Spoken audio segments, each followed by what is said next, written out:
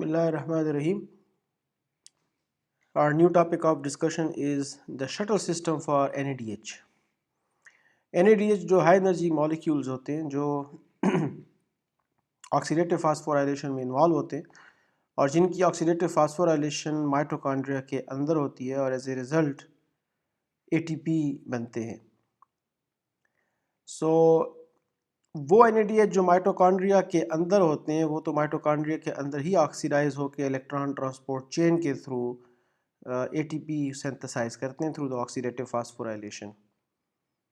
लेकिन वो NADH जो साइटोप्लाज्म के अंदर बनते हैं, क्या उनका कोई ट्रांसपोर्ट मैकेनिज्म है जो साइटोप्लाज्म से उनको माइटोकॉन्ड्रिया के अंदर माइटोकॉन्ड्रियल मैट्रिक्स के अंदर लेके आए ताकि वो ऑक्सीडाइज हो और इलेक्ट्रॉन ट्रांसपोर्ट चेन के थ्रू ATP सिंथेसिस हो? So the answer is no. Mitochondrial membrane जो इनर माइटोकॉन्ड्रियल मेम्ब्रेन होती है उनके अंदर कोई ऐसे ट्रांसलोकेटर प्रोटीन्स नहीं होती जो NADH को इंटर मेम्ब्रेन स्पेस से या साइटोप्लाज्म से माइटोकॉन्ड्रिया के अंदर लेके आ सके। इनके ट्रांसपोर्ट के लिए दो स्पेसिफिक शटल मैकेनिज्म होते हैं। एक को मेलेट एस्पार्टेट शटल मैकेनिज्म कहते हैं और दूसरे को ग्लिसरॉल 3 फॉस्फेट शटल मैकेनिज्म कहते हैं। Malate aspartate shuttle mechanism generally liver, kidney और हार्ट माइटोकॉन्ड्रिया के अंदर होता है। मेलेट एस्पार्टेट शटल के थ्रू NADH कम्प्लीटली ऑक्सीडाइज होके, यानी जब NADH बेसिकली बजाते खुद ट्रांसलोकेट नहीं होता बल्कि इसके जो रिड्यूसिंग इक्वलेंट्स हैं, जो एनर्जी इक्वलेंट्स हैं, वो कन्वर्ट होते हैं इनटू मेलेट और फिर मेलेट ट्रांसपोर्ट होता है इनसाइड द माइटोकॉन्ड्रियल मैट्रिक्स, जहाँ पे उसकी जब ऑक्सीडेशन होती है तो फुल ऑक्सीडेशन होके कंप्लीट इलेक्ट्रॉन ट्रांसपोर्ट चेन को ये क्रॉस करता है और as a result 2.5 molecules of ATP या रफली स्पीकिंग 3 ATP मॉलिक्यूल बनते हैं ईच NADH। इस मैकेनिज्म के थ्रू ऑक्जेलोएसीटेट NADH से रिएक्ट करके NADH को ऑक्सीडाइज करता है, खुद रिड्यूस होके मेलेट बनाता है in the presence of malate dehydrogenase enzyme. जब मेलेट बनते हैं जो कि इंटरमेम्ब्रेन स्पेस में प्रेजेंट होते हैं, तो ये malate through malate alpha ketoglutarate transporter transport होते हैं from intermembrane space into the mitochondrial matrix. So once inside the mitochondrial matrix malate दोबारा ऑक्सीडाइज होते हैं, NADH रिड्यूस हो जाते हैं in the presence of NADH in the presence of enzyme malate dehydrogenase, जिससे वो एनर्जी इक्विवेलेंट जो maleate के अंदर आ चुका होता है वो दोबारा मेलेट से NADH बना देता है और मेलेट ऑक्जेलोएसीटेट में कन्वर्ट हो जाते हैं। अब to facilitate the next round of translocation, oxaloacetate react करता है with the glutamate in the presence of aspartate amino transferase enzyme, जिसके रिजल्ट में अल्फा कीटोग्लूटारेट बनता है और एस्पार्टेट बनता है।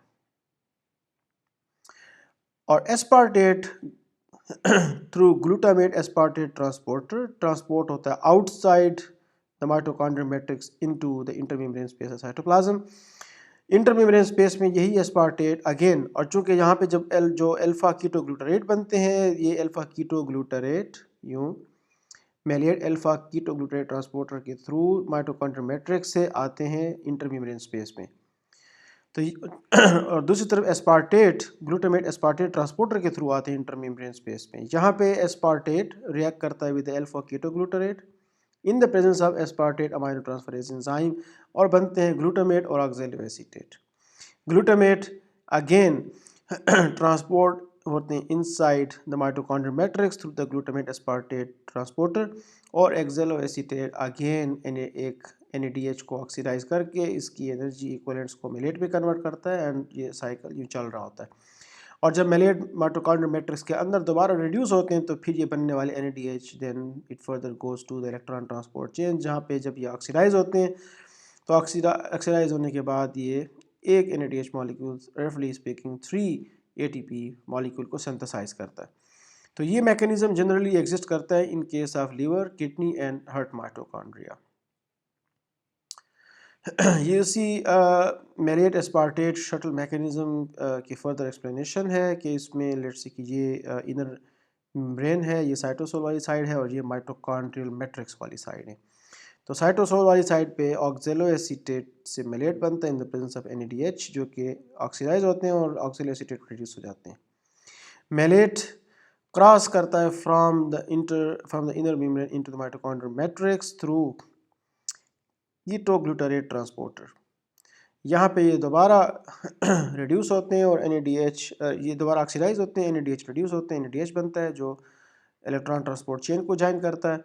और जो ऑक्सिलरी एसीटेट होता है ये दोबारा ट्रांसपोर्ट बैक होते हैं into the cytosol to facilitate the next round of transport.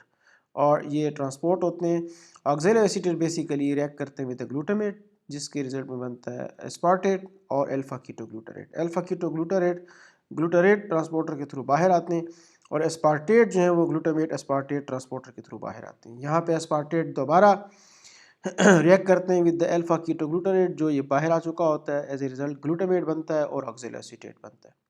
Oxalo acetate next round of shuttle को फैसिलिटेट करता है और ग्लूटामेट दोबारा साइटोसोल से माइटोकॉन्ड्रियल मैट्रिक्स में जाता है through the glutamate aspartate transporter. जो नेक्स्ट मैकेनिज्म है NADH की शटल का वो है ग्लिसरॉल 3 फास्फेट। ये मैकेनिज्म स्केलेटल मसल और ब्रेन के अंदर एग्जिस्ट करता है। And it differs from the malate aspartate shuttle in that it delivers the reducing equivalent from NADH to ubiquinone. Ubiquinone is one of the electron carrier of the electron transport chain. Directly electron transport chain को ही NADH के जो oxidising product हैं उन electrons हैं वो इनको deliver करता है।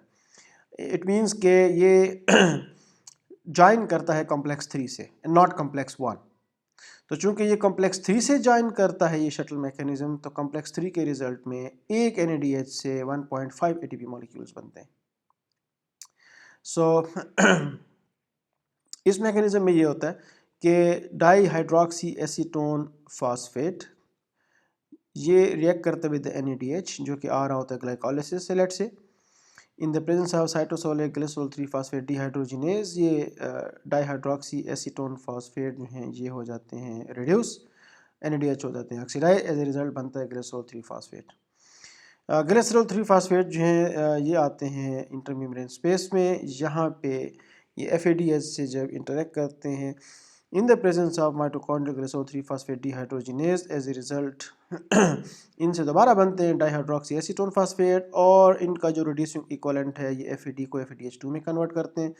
FADH2 यूबिक्विनोन यानी जो कोएंजाइम Q है उनको इलेक्ट्रॉन ट्रांसफ़र करते हैं और यूबिक्विनोन से कम्प्लेक्स 3 में आते हैं, यानी ये कम्प्लेक्स 3 से ज्वाइन करता है। As a result at the end of this shuttle mechanism एक NADH से, चूँकि ये बाहर वाली साइड से ज्वाइन करते हैं, फुल कम्प्लीटली इंटर नहीं होते, ये मैट्रिक साइड है और ये साइटोसोलिक साइड है। तो चूँकि बाहर से ज्वाइन करते हैं, बाहर से ज्वाइन करने की वजह से ये कंप्लीट इलेक्ट्रॉन ट्रांसपोर्ट चेन को फॉलो नहीं करते, जिसके रिजल्ट में एक NADH से 1.5 ATP बनते हैं।